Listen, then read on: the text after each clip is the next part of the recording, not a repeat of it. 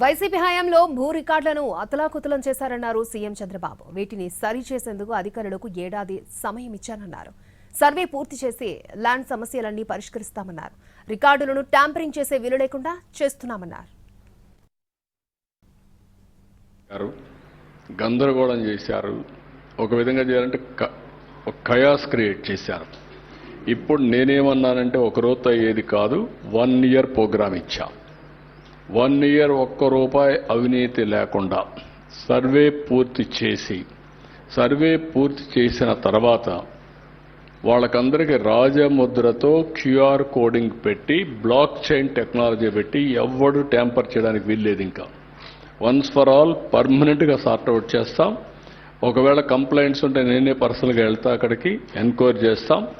ఎవడైనా తప్పు చేస్తే కఠినంగా వ్యవహరిస్తా. శాశ్వతంగా మీకు 2027కి ఈ రాష్ట్రంలో ల్యాండ్ సమస్య లేకుండా పరిష్కారం చేసే బాధ్యత, అది ఒకటే పెద్ద బాధ్యత నాకు. చాలా సవాలుగా తయారైంది.